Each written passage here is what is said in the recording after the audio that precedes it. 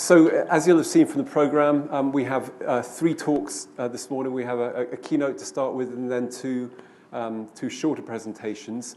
Great pleasure to introduce Wim der Poel, who's come all the way across the sea.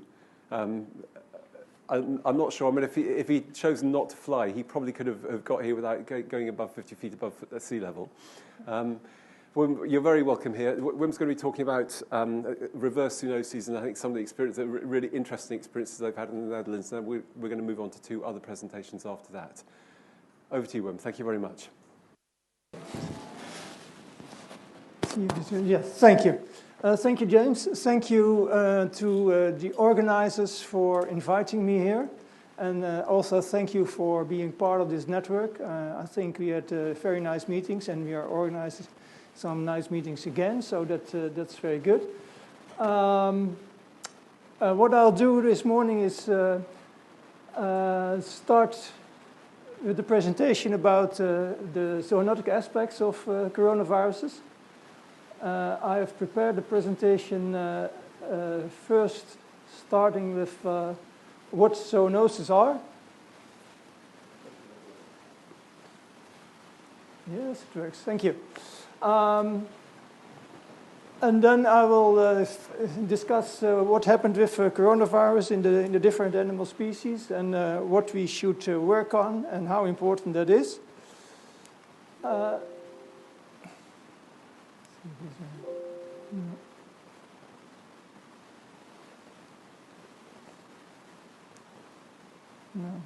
Yes. Okay. This is a slide to show you where I'm from. I'm based at Wageningen University. That's the 2 top pictures. We have a quite modern campus in Wageningen, so it's quite different from Cambridge. And we have a site in Lelystad where we have the high containment unit. We do high containment work in a lot of different animal species. And that's located near the Center Lake in the Netherlands. So it's outside the city. And that was placed there in the 60s to be sure that no viruses would be of a risk to livestock production in other parts of the country. Okay, now about the presentation. What I'll do is, as I said, I'll start with what zoonotic viruses are and how it works with zoonotic viruses. Then what happened in SARS coronavirus, how it originated and what happened with the mink outbreak in the Netherlands. Then about other animal reservoirs and I will end with some slides about what we can do to be better prepared against such an outbreak in future. As you all know, zoonotic viruses are very important also for public health because about 60 to 70% of the emerging viruses have a zoonotic origin. And these viruses do come from livestock, but also from wildlife. And these numbers show that we really have to work on zoonotic viruses for public health protection against emerging infections. When we talk about zoonotic viruses, we talk about animal reservoirs, and that's pretty complicated. It's not only a wildlife reservoir or not only a livestock reservoir. These reservoirs interact, and that's very important to know because sometimes these different reservoirs, for example, livestock, peridomestic livestock, peridomestic wildlife, and wildlife, these reservoirs sometimes interact to have a sustainable or a long-term reservoir of zoonotic viruses. So that means that if we really want to know what happens with zoonotic viruses, want to do good surveillance, we may have to do surveillance in different animal species. And that's often the case. Drivers of zoonotic disease. That's also important to know that there are some important drivers of zoonotic disease that are really on the spot at the moment. For example, climate change. Climate change has an influence on emerging zoonosis. Imagine changing abundance of vectors of zoonosis, insects, that will have an influence on emerging zoonosis. But also travel and transport of animals also has an influence or is a driver of zoonotic infections. So this picture shows the 7 most important drivers of zoonotic infections. And there it's also very important to realize that we have an accelerating number of zoonotic infections, and that very much has to do with human behavior. So, for example, I already mentioned travel and transport, but also growth in populations, the human population, but also animal populations, and also changing farming systems, and also antimicrobial resistance, all human-influenced factors. They work together to accelerate the number of zoonoses. So very important to know that we will have to change our behavior to cope with zoonosis in future.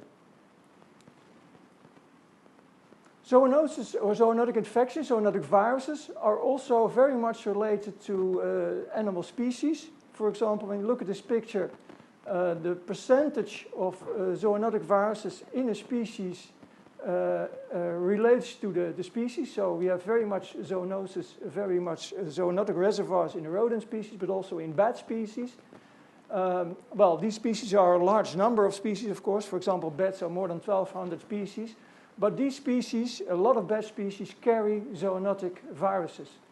And zoonotic viruses also relate to abundance of species. So the increasing human population and also increasing livestock population relate to the percentage of zoonotic viruses. So both the species and the number of the density of species is an important factor in zoonotic virus emergence. Well, this picture shows, this is one of my favorite slides because it clearly shows how different zoonotic viruses can be.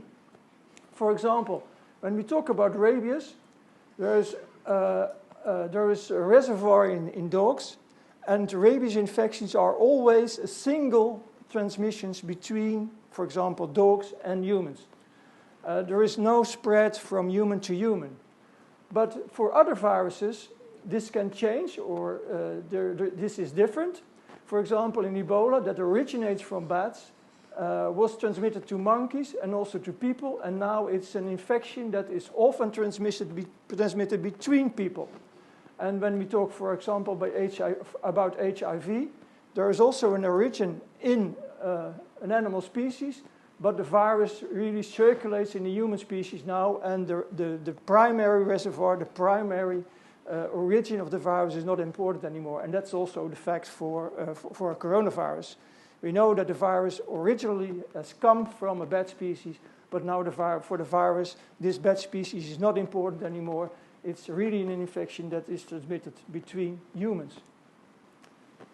So there we are, SARS coronavirus, as I said, origin in a bat species, and a very severe infection in the beginning of the outbreak in China. And I'll discuss some more issues about SARS coronavirus that's also shown on this picture. Or an origin in a bat species, but we don't know how the virus, there is no real definite proof how the virus was transmitted from an animal to humans. There is a strong belief that there must have been an intermediate host, and there is also more and more proof for the fact that it's most likely an intermediate host that has transmitted the virus to humans. But this is still very much part of research.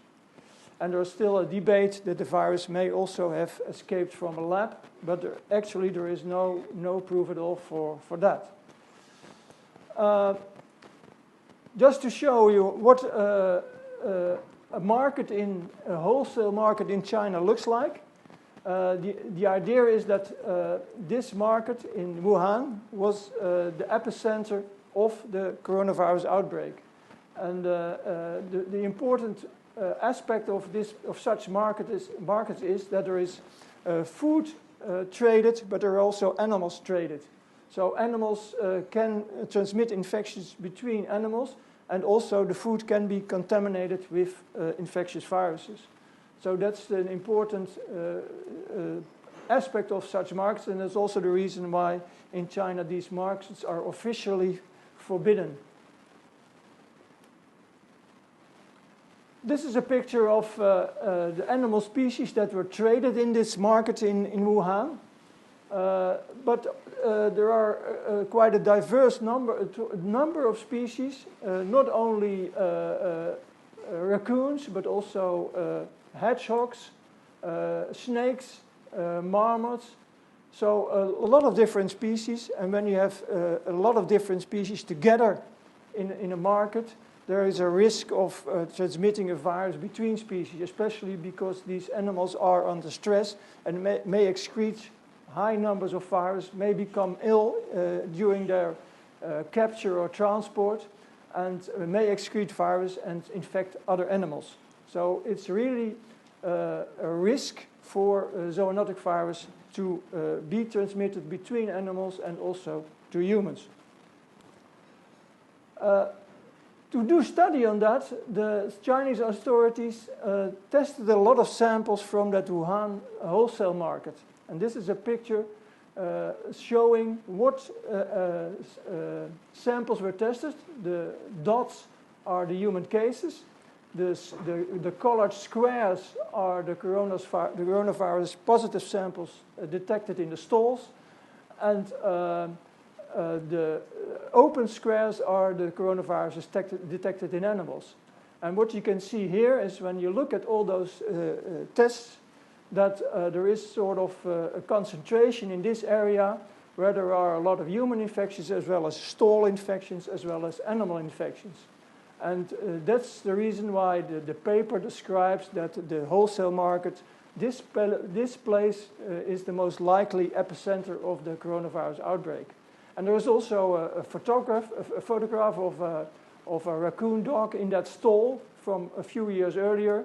And that's why now it's often suggested that the raccoon could have been the intermediate host of SARS coronavirus. There's also another paper that even makes it more likely that the origin is in the wholesale market. And that's a paper describing that there were actually two lineages in the original samples of the outbreak in this wholesale market. So there were multiple jumps in the same time frame and at the same location, and that makes it likely that this wholesale market is the primary epicenter of the SARS coronavirus outbreak. In the Netherlands, we had this problem with coronavirus in mink. That happened in this part of the country, in the southeast part of the country, where there was a lot of mink farming. And in those mink, we saw a number of respiratory infections by the end of April in 2020. And we already suspected that minks could have been infected with SARS coronavirus too, and that's why these minks were tested. Actually, the number of diseased animals in those farms were not really high. About 2 to 4% showed severe respiratory disease. But soon after the virus was detected, it was decided to cull those farms, and all those animals were euthanized. And so the number of infections could have risen, but the animals were culled before showing a percentage of infections over 5%. All the animals were tested, all the culled animals were tested for SARS coronavirus, and the viruses were sequenced. And this is a picture of the first 16 farms.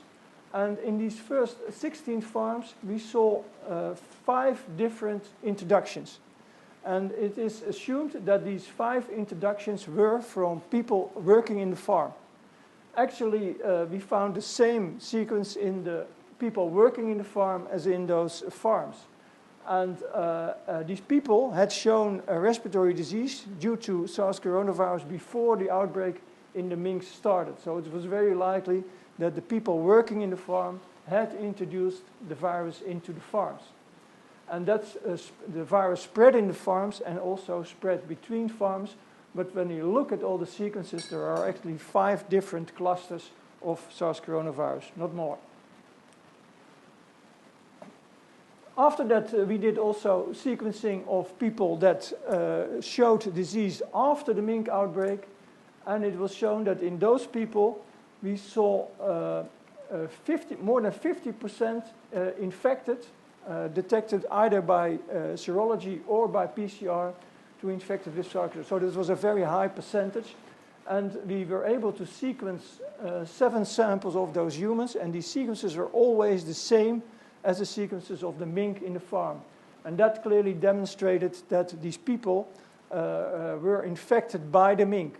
So actually, in these outbreaks, we the virus was primarily introduced by people, but after the spread in the mink, the virus was transferred back to people, to other susceptible people. So this is a zoonosis coming from humans to mink, but also being transmitted back to humans also from mink. And that's described in this paper in Science, the sequences and all the transmission reports of the first 16 farms in this outbreak, in the Dutch outbreak.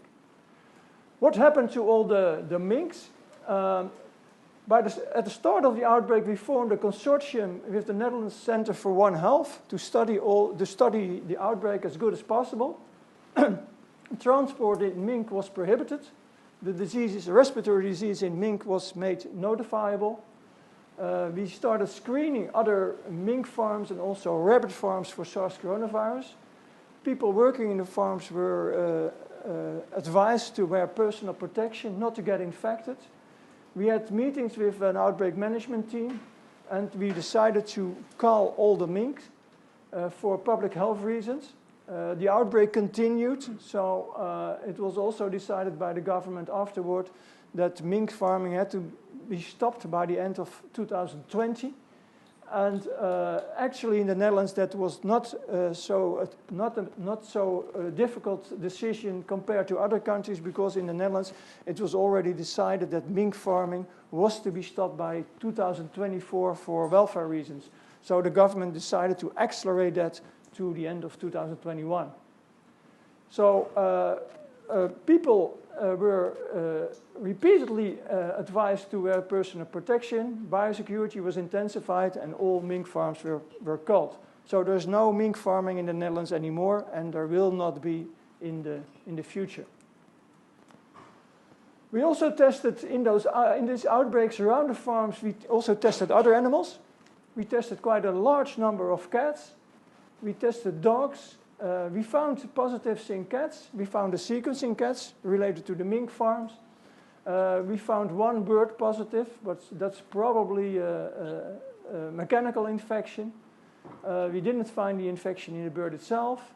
We tested a lot of other wildlife, especially martelids, because we knew that martelids are susceptible. We tested bats, but all these wildlife animals are all negative. And this is a published paper by Rainer Sikkema, who pulled that.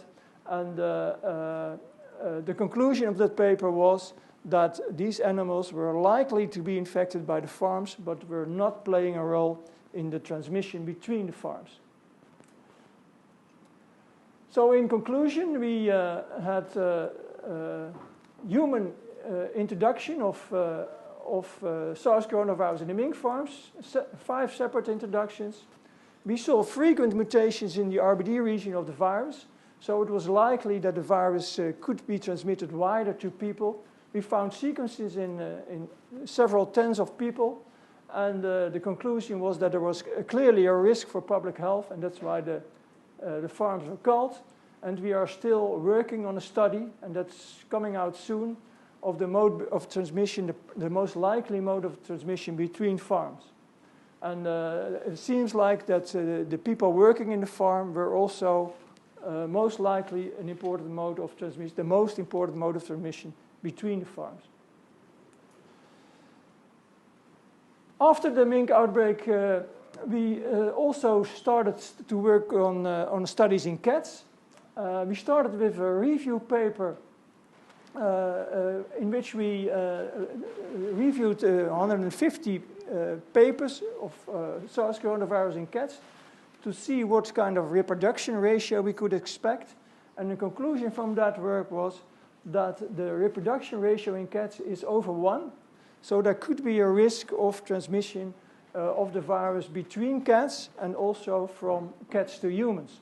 So that's why we did further study in the cats, and we did an infection experiment in cats and also a transmission experiment in cats. And what we saw in cats is that cats show a clear virus load in tracheal samples or respiratory samples.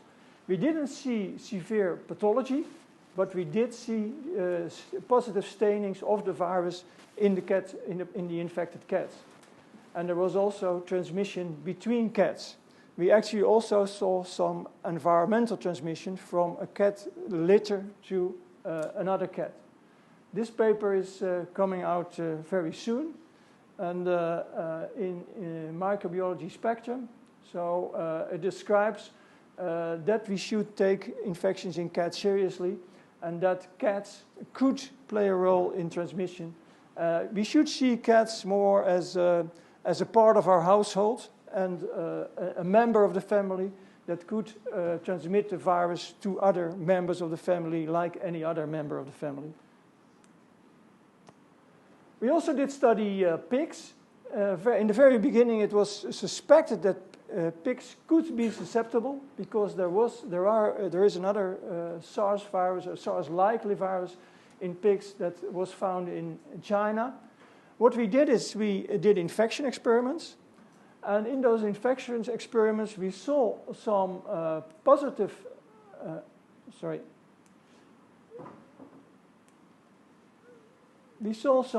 detections in the pigs, but we didn't see any virus excretion. And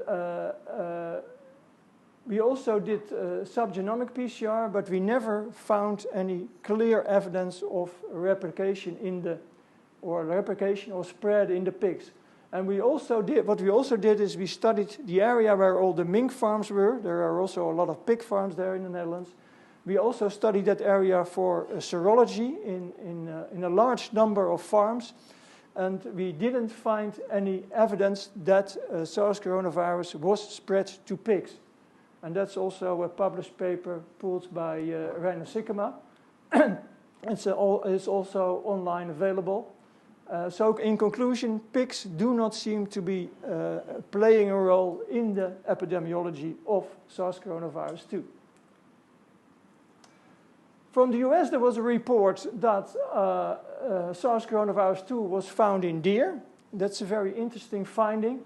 And that's, what was shown there is that there was a clear rise in SARS coronavirus infections in humans and in deer at the same time. And these were humans working in deer meat production farms.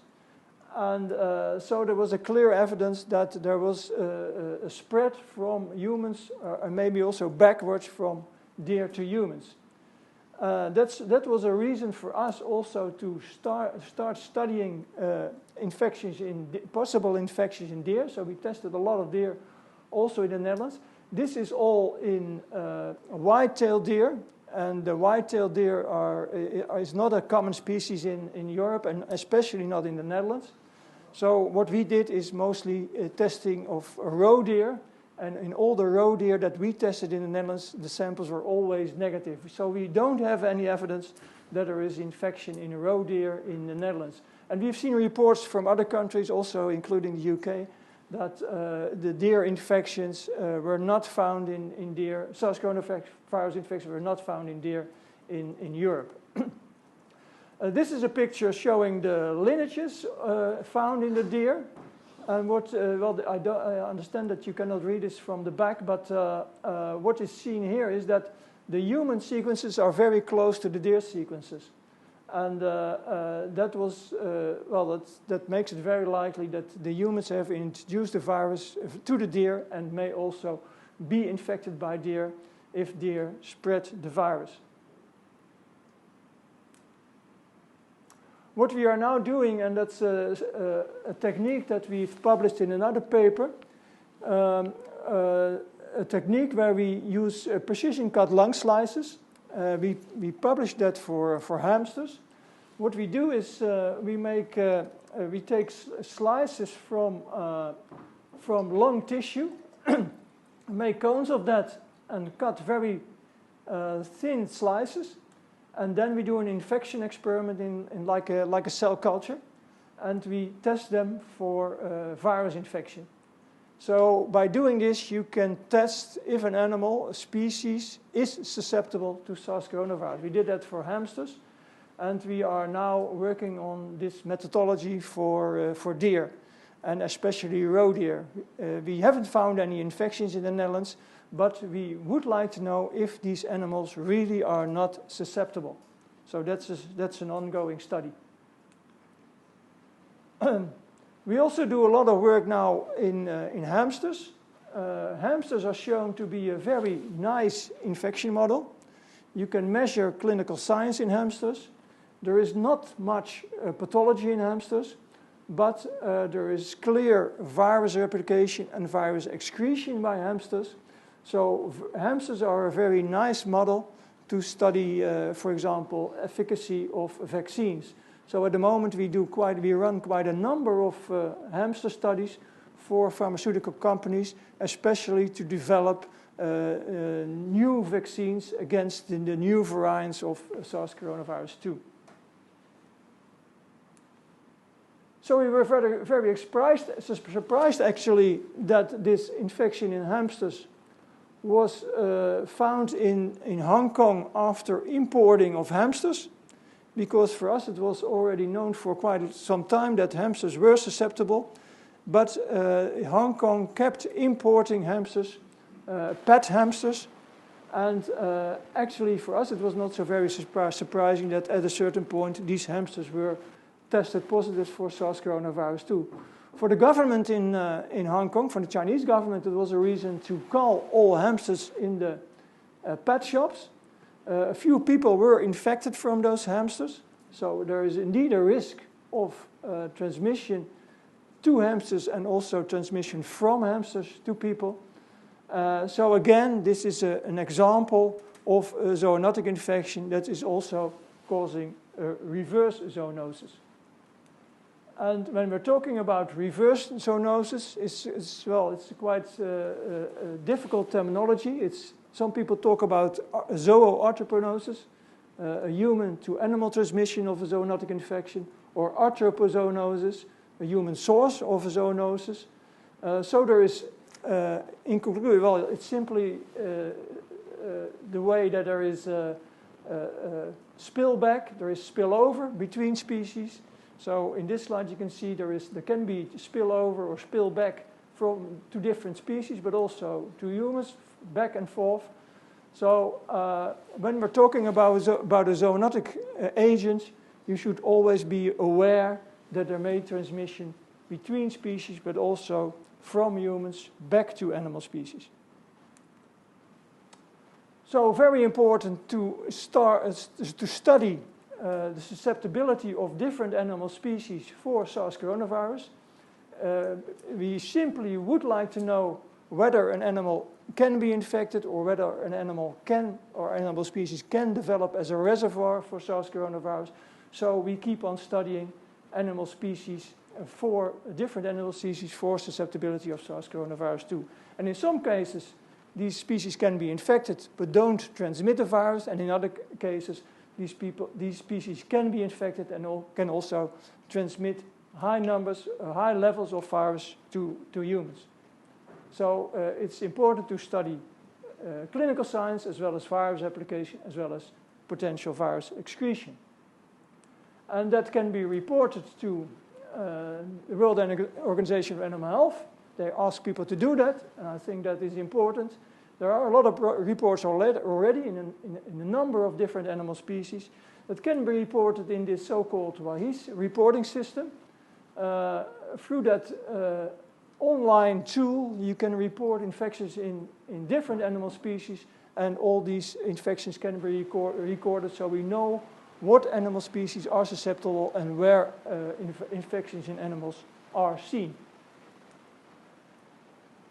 And this picture also shows that it is important to sequence those viruses in the different animal species, because what we see is that there is a change in the receptor binding domain of the virus, and that results, and this is a nice study showing that results in a change in susceptibility in different animal species. So changes in the virus may cause changes in susceptibility of animals and probably also humans. So it's very important to not only detect the virus, but also try to sequence it and to see how the virus changes.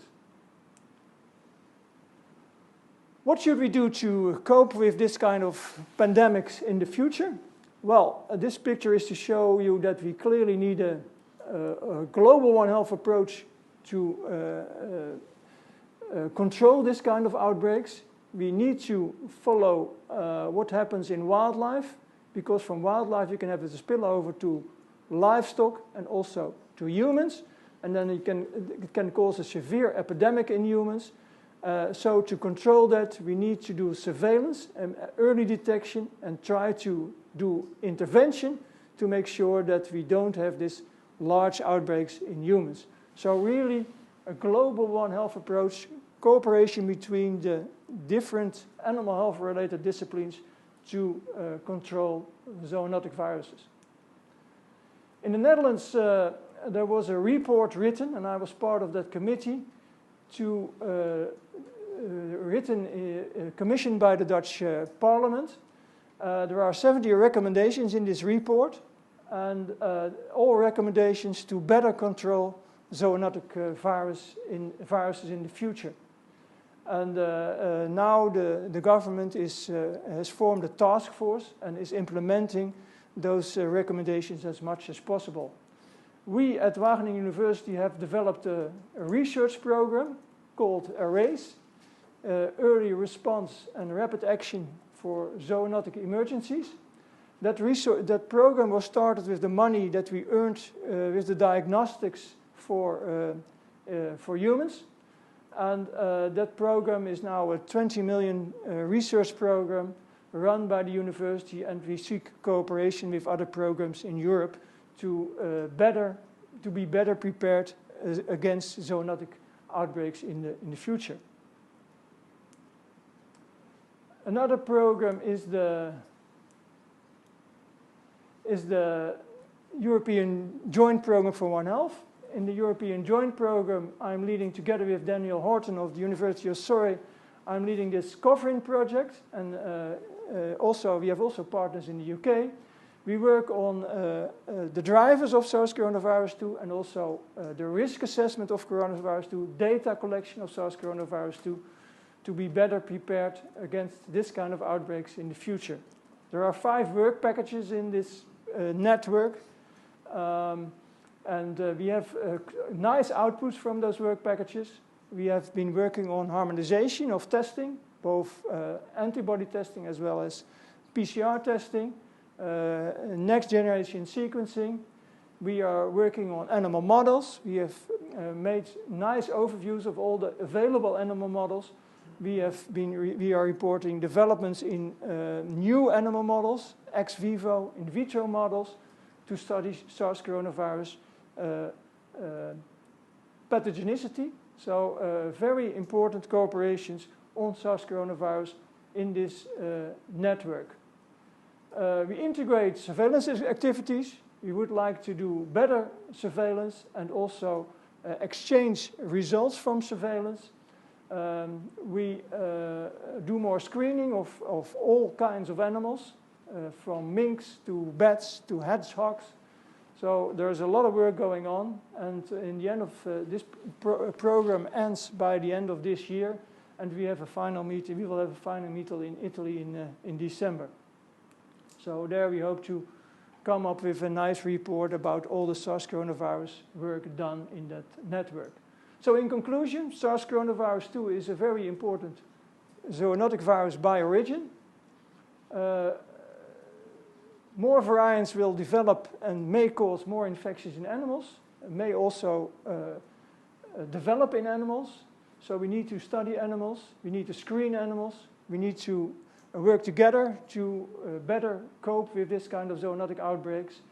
And we need to work in networks like this UK coronavirus network to be better prepared to exchange our research results and to cope with zoonotic outbreaks in the future. And that's where I would like to end, not before acknowledging especially a large number of people at my institute. We closely work together with the Royal Veterinary Service in the Netherlands, University of Utrecht and Erasmus Medical Center in Rotterdam. We formed the Netherlands Center for One Health, and we have formed this consortium to do research, to do good research in SARS coronavirus infections in animals. So thank you very much, and if there are any questions, I will be happy to answer them. Thank you very much. So does the next speaker want to come up and get their presentation ready to go while we take a couple of questions? Are there any questions for Wim? Paul? Paul, I'm going to repeat your question because it's been recorded, so rather than throwing a microphone around. Okay. Very specific question. You had a slide about the lung slices that implied you either had or would be testing pig lung slices for replication of SARS-CoV-2. Did that work? So the question was, you presented a slide describing lung slices. Do you have data from pigs? Does SARS-CoV-2 replicate in pig lung slices? Does the SARS-CoV-2 replicate in pig lung slices? What we did that also for pigs. The method works in the pigs, but the lung slices were always negative. We didn't see any infections in the lung slices. But I asked because it will grow in some of the common pig respiratory cell lines without having ACE2. Yes, but the lung slices were always negative. Yeah. So there seems to be some susceptibility in pigs, because also in the experimental infections in the pig themselves, we saw some positive detection in the PCR. So there seems to be some replication in pigs, but there was never any excretion, and we didn't see that the coloring in the lung slices were always negative. So we don't really have an explanation for that, but we assume that pigs are not really susceptible for SARS coronavirus 2. So Dallin really didn't want to hear my question. So Dallin, you have the second and last question. No, I just wanted to know what you thought was different about European deer populations and why we haven't seen the spillover that we've seen in the US. So the question is, what is different about European deer populations, and why haven't we seen the spillover that's been so common in white-tailed deer in the US? I'm not sure, but I assume that the spillover from humans to the deer in the US was probably related to the deer farming. I don't know about other countries, but in the Netherlands there is not so much deer farming. I know that in some other countries there is deer farming. Most of the time that's red deer and not white-tailed deer. So it is possible that red deer are more susceptible. There are not many red deer, not many white-tailed deer in Europe. There are some, at least not in the Netherlands. It seems to be both related to less susceptibility of the other species, and probably also more interaction between humans and deer in the US. Can we all thank Wim very much for a fantastic review of the situation? Thank you. That's right, Wim. Thank you very much indeed. Cool. Thank you. So the second speaker is Sarah Francois, who's going to be talking about Gammacoronaviruses in water birds in the wild. And I was expecting to say Sarah's from Cambridge, as you can see from her programme, but she's clearly moved to Oxford. Yeah, okay. You left one slide then, maybe. Okay. So, the microphone? Okay. Oh, sorry, I beg your pardon. There you go. Okay, thank you. So, yeah, we'll be talking about boiled bird coronaviruses. So, predicting the emergence of future pathogens and mitigating their impact requires us to understand their diversity and dynamics in their wildlife reservoirs. However, as wild animals are still difficult to access and monitor, our knowledge of their viruses remains descriptive. So to better understand the ecology of bird coronaviruses, we sampled a lagoon located in Dorset across 5 years.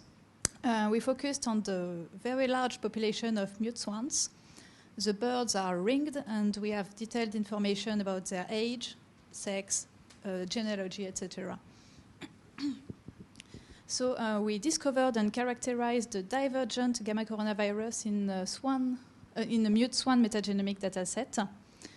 This virus belonged to the goose coronavirus CB17 species that has been discovered in a Canadian goose in 2011.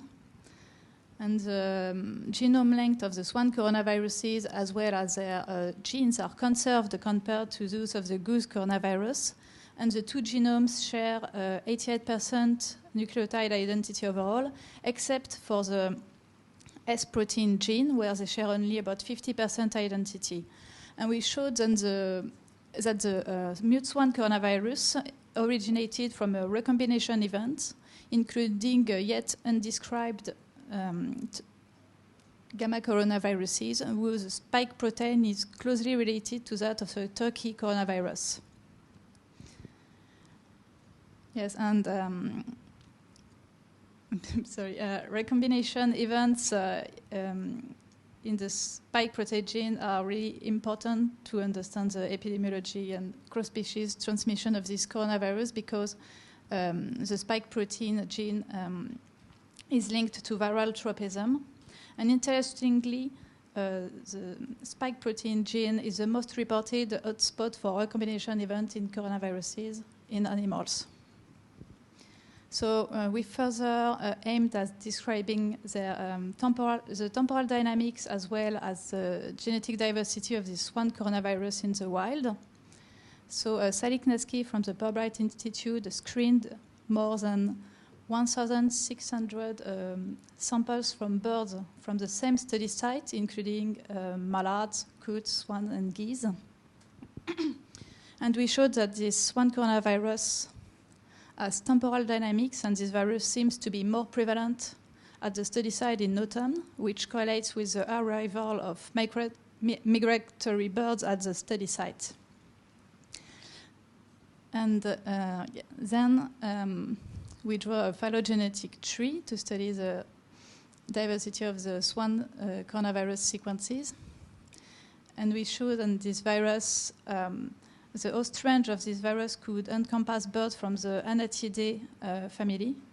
That includes geese, swans, and ducks, and also the Rallidae family, so gallinures. These birds have the particularity to share similar aquatic habitats, which can facilitate coronavirus transmission between these species, as well as increase the likelihood of recombination events between different coronavirus lineages. Moreover, we show that sequences we isolated from geese and swans at our study site are in different positions, are intermingled into the phylogenetic tree. We show that cross-species transmission of this coronavirus between swan and geese are likely common in the wild.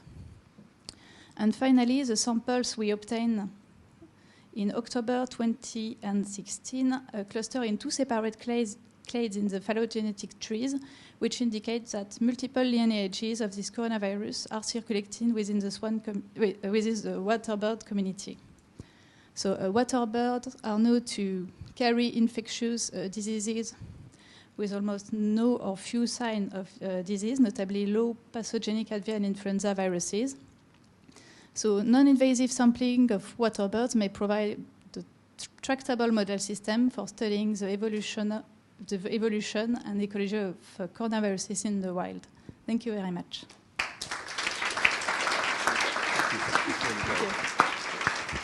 So We have time just for one question while the next Sarah Jones comes and gets her presentation ready. So are there any questions for Sarah Francois? Yeah, there's one at the back there.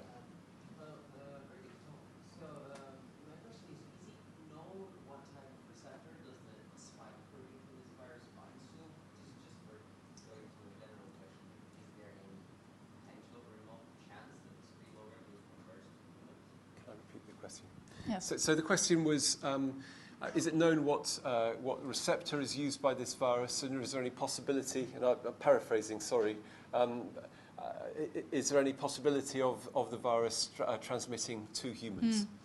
We never showed any transmission for Gammacoronaviruses, which are birds and cetacean coronaviruses. We never shown any transmission from animals to humans. Thank you very much to Sarah. Thank you.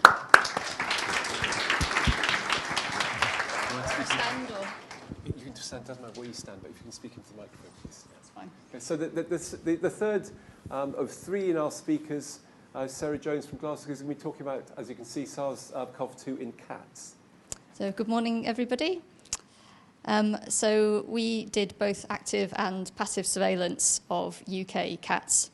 The passive surveillance was done by testing swab and blood samples submitted to our diagnostic lab at the University of Glasgow for other purposes. And we also actively appealed to veterinary surgeons to send us swabs from animals suspected to be infected with SARS-CoV-2. And for this, we were restricted to the APHA guidelines for our case definition, which you can see in the bottom corner there. And we also did bespoke serology on request. So the swab samples were tested by PCR. And on the passive surveillance side, the positivity rates seem quite reassuringly low, just 0.5%.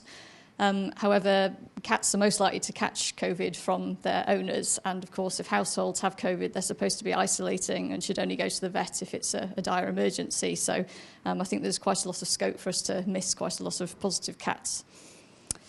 So common reasons for submission of these samples were gingivitis, respiratory signs, and screening of healthy cats.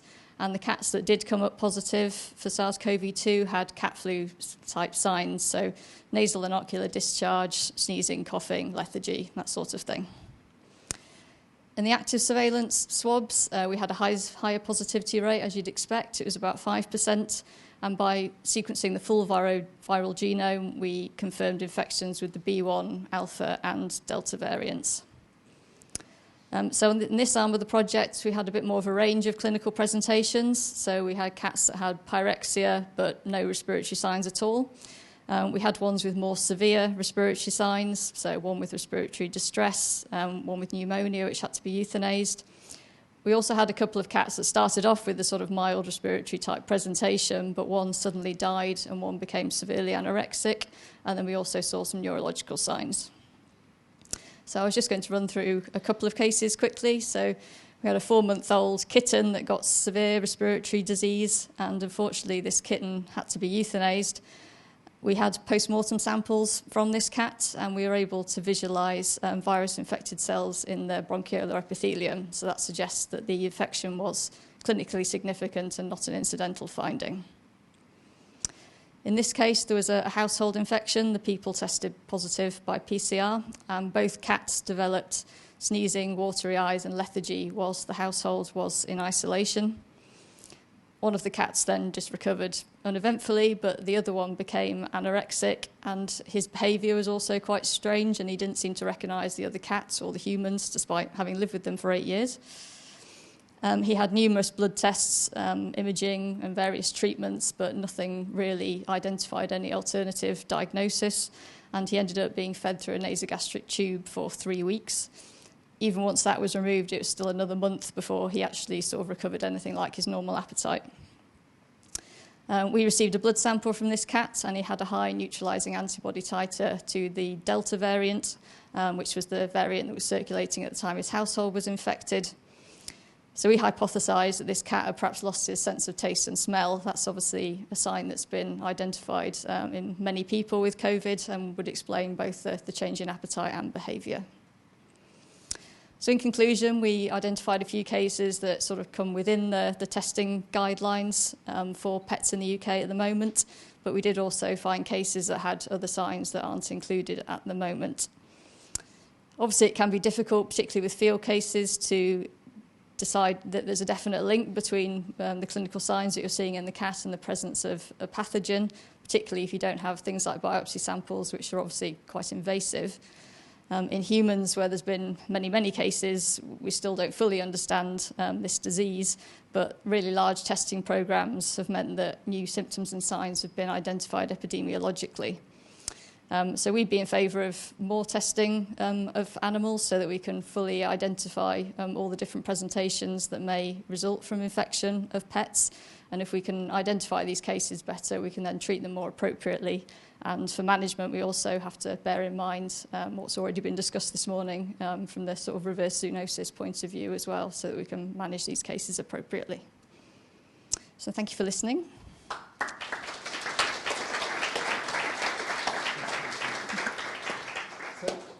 Yeah, we have one question from Wim, and then we're going to hand over to the next session, Chair. I was wondering, did you see any long-term signs in cats in some cases, like you see in humans? I suppose the anorexia one that I mentioned, obviously that went on for quite some time. Most of them did recover quite quickly. The ones that had sort of pyrexia and no other respiratory disease, it was literally sort of a 24-hour thing really, and then they were better. But obviously a couple did end up being euthanized, and if they'd remained alive, I don't know how long they'd have been ill for. Cool. Well, Sharon's miking up. Yeah, we've got David. Is there any age dependency on symptoms in cats and humans? No, so we had, well, I mentioned that, the little kitten, we had middle-aged cats, and some in their sort of teens as well, so full range of susceptibility really, which I guess you'd expect with a novel virus. So. Thanks, Andrew. So can we all thank all three speakers for a really excellent kick-off session for this meeting. We're going to hand over then to Sharon for the next session.